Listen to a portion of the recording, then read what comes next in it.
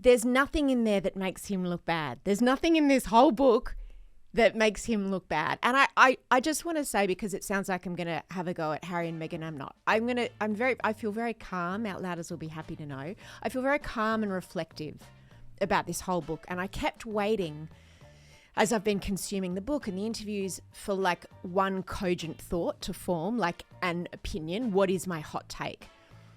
And I guess I have two, and neither of them are very hot. The first is that neither of these are original either, but he is a 12-year-old boy in deep pain. Mm-hmm. And you know that thing about you get frozen when you become famous. I think he was frozen when he found out that his mother had died. And if that underpins every single thing that has happened for the rest of his life and that is still happening now. Completely agree. Mm-hmm. So his 100%. Level of hatred for the media, it's like the level of hatred that you would have for the people who murdered your mother, 100%. Right? And except it's worse, because in his view, they not only were not held accountable, no journalists went to jail, but they are, or the publications that they represented are pally with his family, right? And they're in this symbiotic relationship, which he acts as though he's lifting the lid on some big secret. But to me, his naivety about the way the world works and the way the media works is astonishing, because I know there's the leaking and that stuff is... See, he keeps saying I want a family, not an institution. But, dude, a family isn't funded by the British taxpayer and doesn't get to live in castles. Like, you can't have one or the other. And it is a arguably cruel and unusual system that essentially breeds people into captivity. And Elizabeth and Charles and Harry and William, they're all bred into captivity. But that is the system, right? So worthy of great critique. That's 100%. My first. Yeah. That's my first thing. But my second thing is about Meghan.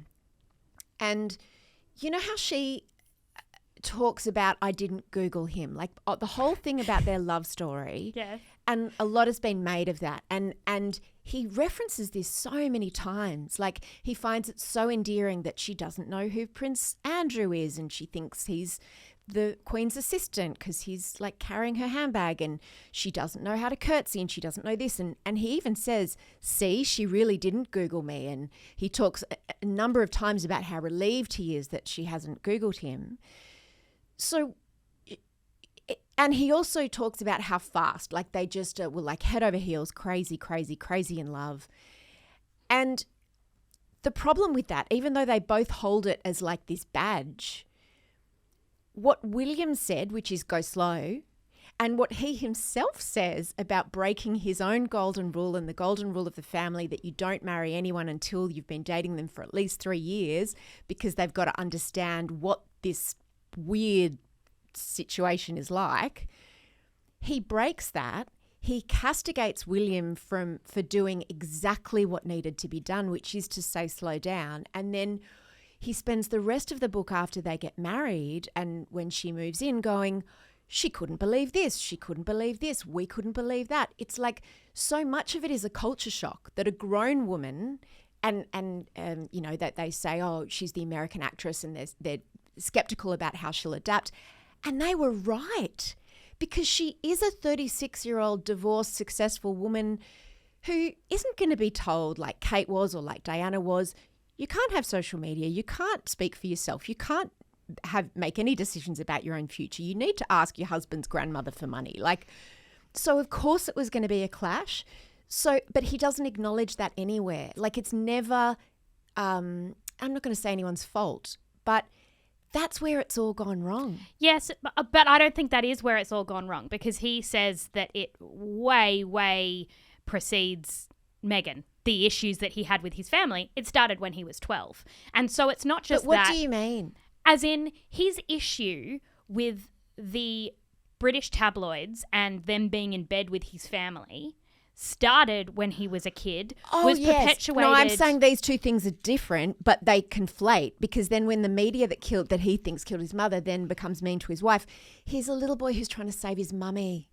who he calls mummy throughout, and he is trying to save her through Meghan. What the book You know what I taught mean? me as well isn't just that it was the moment with Diana. It's that there are several moments through his life where the British tabloids ruined everything he loved. They ruined his time in the army, for example, because they revealed where he was. They ruined his relationship with Chelsea. They there is, and you know how there's the details about his penis and like whether he was circumcised and frostbitten penis and blah, blah, blah. And I heard some valid commentary which was like, do we need to know that? And then I went, I wonder if that's the first we've heard about Harry's penis, or if people have been talking about Harry's penis for his entire life. So I Googled it. I had forgotten that when he was in his 20s, he was in Vegas and there was a photo taken by someone.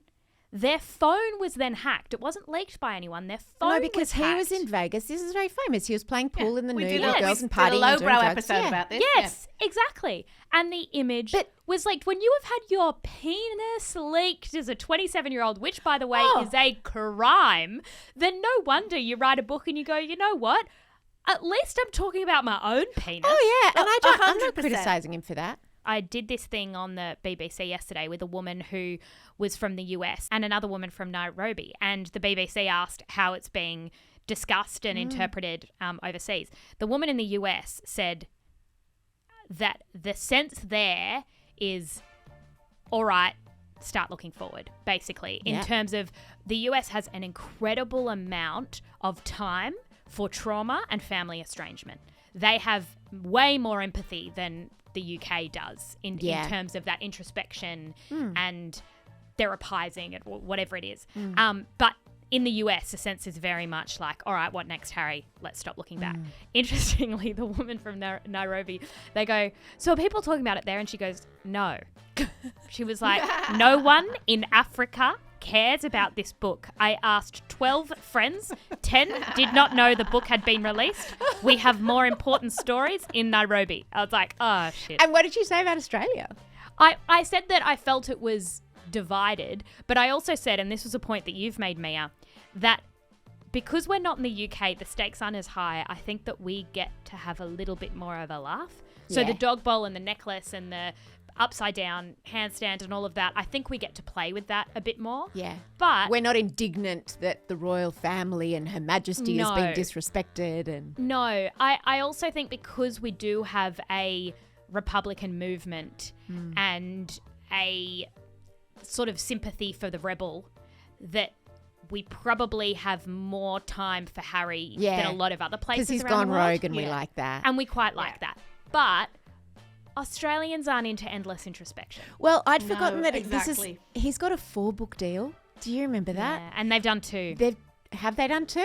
The Bench was part of it. The Bench? Yeah. I forgot about The Bench. The Bench. Meghan's children's book. So this book will come out. The other 2 are not going to be memoir biographical. They're going to be kids' books or something.